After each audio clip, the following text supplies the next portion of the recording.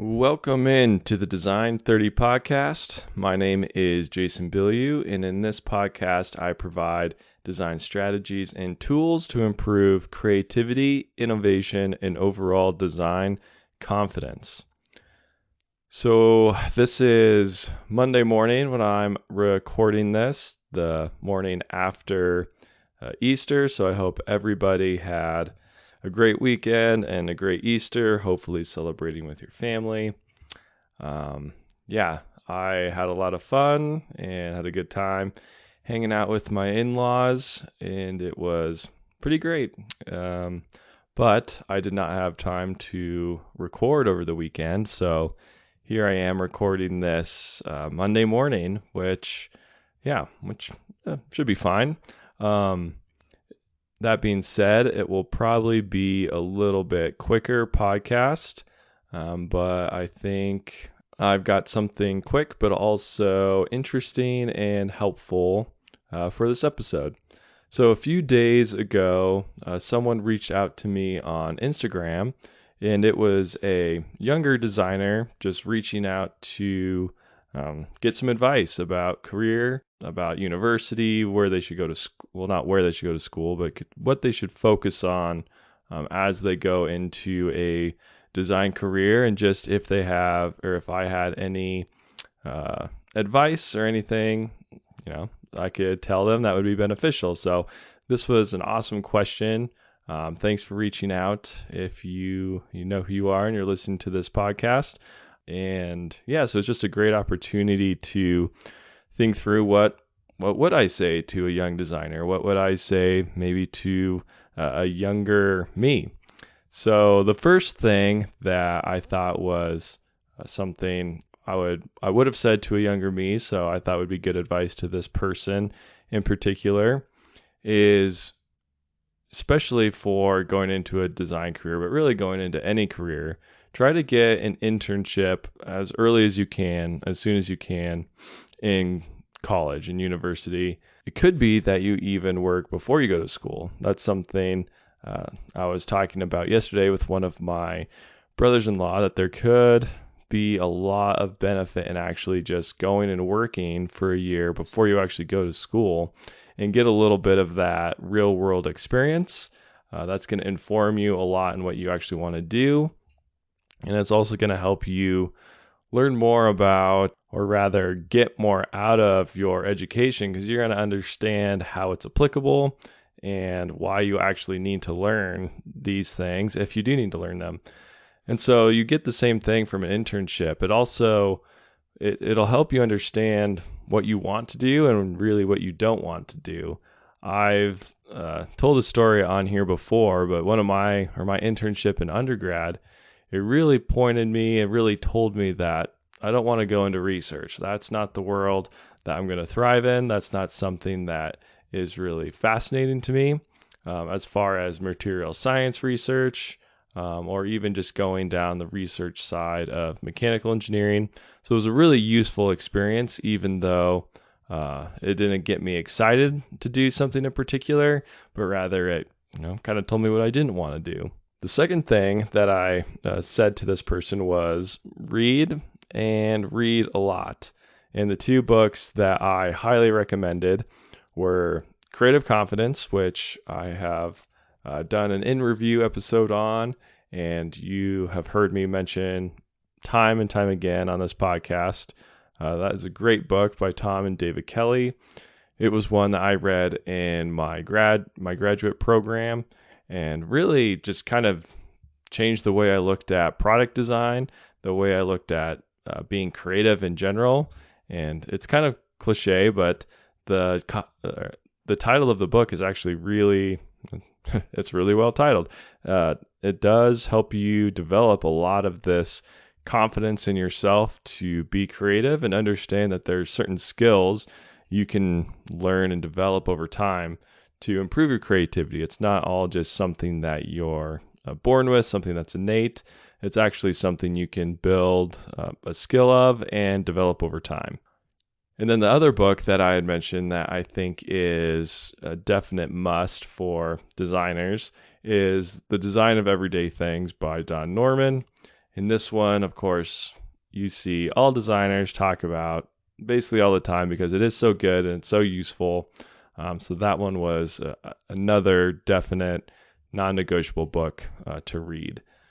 The third thing I said was make sure when you're at college or in university, really engage and focus on the projects when you get projects. I think those are such an important part of your university experience, and it's also a great way to prepare you for probably, I mean, depends if you have your own job or you run your own business, you might not be working in large groups of people, but you're likely working with someone. And if you're working in a normal, just working for a job, kind of a corporate job, you're going to be working with a large group of people or a small team of people.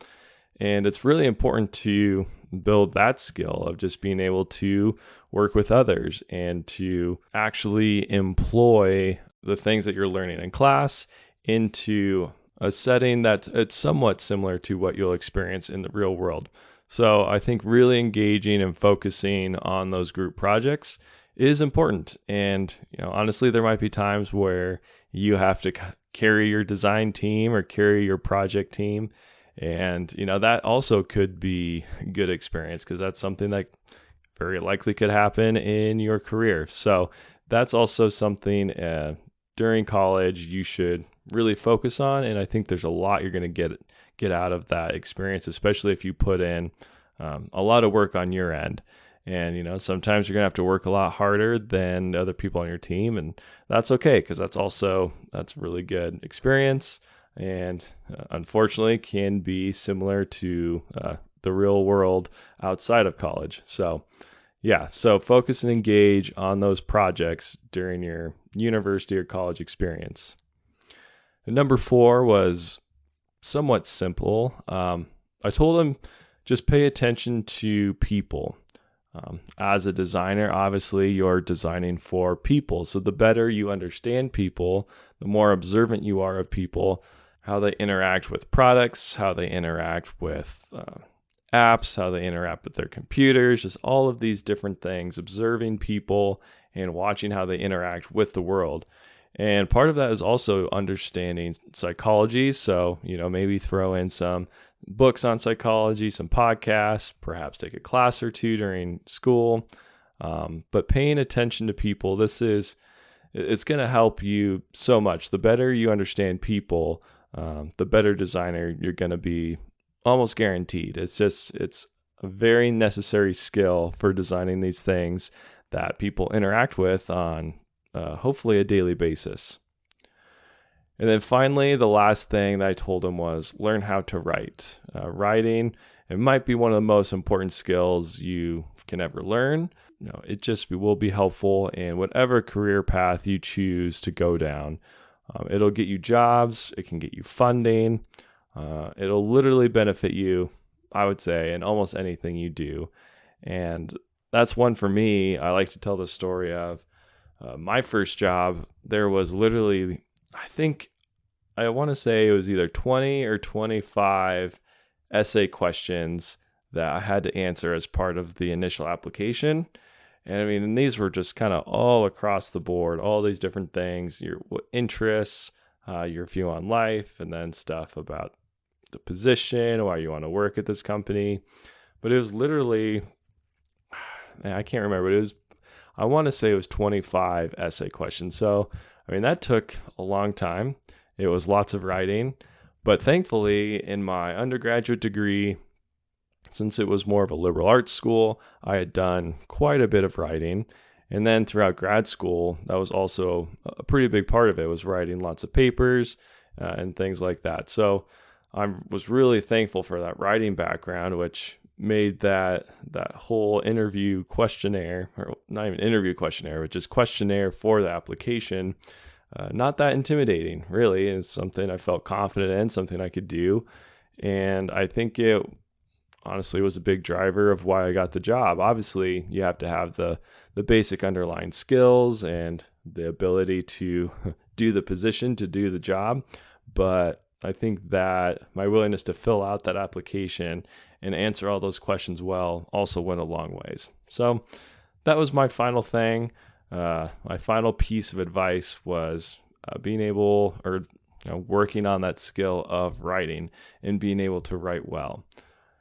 One final thing that I didn't mention to him, but if you're listening, you know who you are. I think something that if I could tell myself to look for something when I was younger that I didn't actually do, but I think would be really helpful, is finding a mentor in your field or on your career path and building a relationship with that person. I mean, that's something I'm still kind of looking for at this point, which I think would be still really beneficial. But finding that mentor. But what I mentioned earlier about books, if you can't find a mentor, there's all of these incredibly successful and intelligent and people who just have these incredible careers who have written books. And so you can read that book and it's essentially like having a conversation with that person, a very in-depth conversation with that person. So that's the incredible thing about books is you can still go and find and pull this awesome knowledge from these people who have done incredible things, people who have set the standard in whatever industry you're in.